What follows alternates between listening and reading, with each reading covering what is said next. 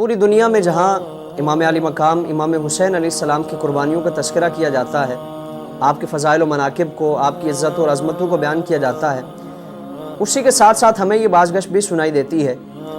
کہ یزید کا اس سارے معاملے سے کوئی لینا دینا نہیں ہے، اور یہ سارا جو مارکہ کرب و بلا ہوا اس میں یزید کی رضامندی شامل نہیں تھی۔ یزید کو پتہ ہی نہیں تھا، اور یزید کا یہ حکم نہیں تھا کہ امام علی مقام کو اس طرح بے دردی کے ساتھ شہید کیا جائے۔ یزید کے بارے میں حضرت مفتی تقی عثمانی صاحب کی رائے معتدل ہے۔ میرے خیال میں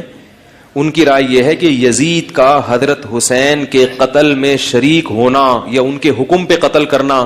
یہ کسی مستند روایت سے ثابت، بولو بھائی، نہیں ہے، ثابت نہیں ہے۔ اسی طرح یزید کا شرابی، کبابی، یہ سب چیزیں بھی کسی مستند اوتھینٹک روایت سے ثابت نہیں ہے۔ لیکن اگر اس اعتراض اور اس دعوے کا اگر جائزہ لیا جائے، کتب تاریخ کا اگر مطالعہ کیا جائے، تو یہ بات واضح ہو جاتی ہے اور حقیقت کھل کر سامنے آ جاتی ہے کہ اس سارے معاملے میں سب سے بڑا جو کردار ہے، جس کا شرمناک کردار ہے، وہ یزید ہے۔ امام علی مقام کا مدینہ منورہ میں ہم جو قیام تھا اور یزید کی بیعت کے لیے آپ سے جو مطالبہ کیا گیا، وہاں بھی یہ مطالبہ کیا گیا،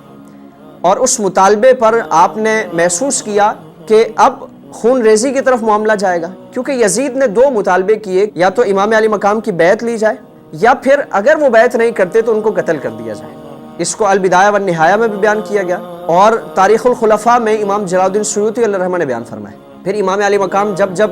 سفر فرما رہے ہیں، مکہ المکرمہ تشریف لائے، تو یہاں تقریباً 30 افراد پر مشتمل ایک گروہ پھیلا دیا گیا کہ حاجیوں کے روپ میں موقع پاتے ہی امام علی مقام کو شہید کر دیا جائے۔ یہ کس کی ایما پہ ہوا؟ یزید کی ایما پر، کیونکہ وہ جانتا تھا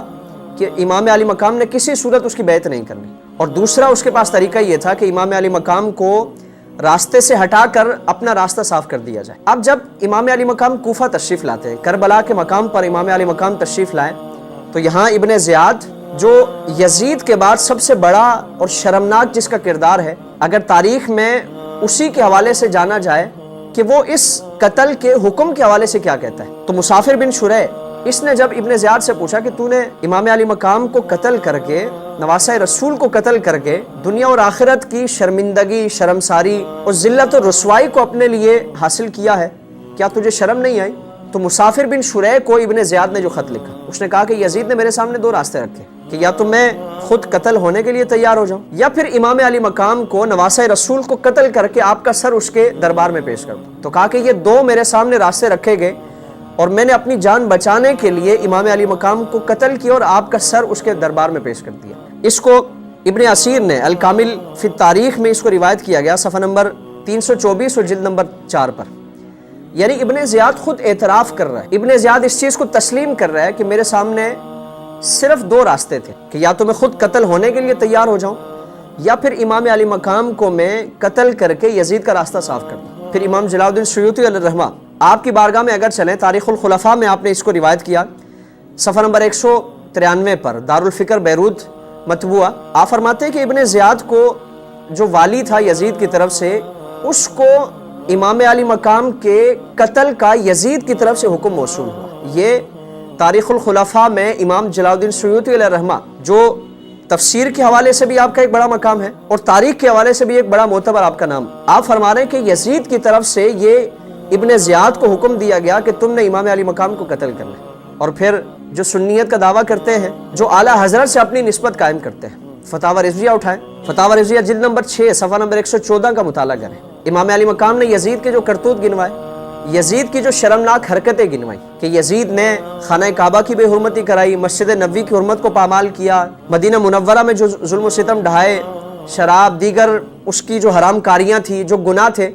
ان ساری چیزوں کو گنوانے کے بعد آپ نے فرمایا کہ اس نے آپ صلی اللہ علیہ وسلم کے پیاروں کو 3 دن بے آب و دانہ رکھ کر، بھوک اور پیاس کی کیفیت میں، بڑی مشکل میں، پریشانی میں، اور اس کیفیت میں، اس اذیت ناک کیفیت میں رکھ کر ماں ہمراہیوں کے تیغ ظلم سے پیاسا ذبح کیا۔ یہ کس نے؟ یزید کو یہاں سے اس کی برات اور اس کی لا تعلقی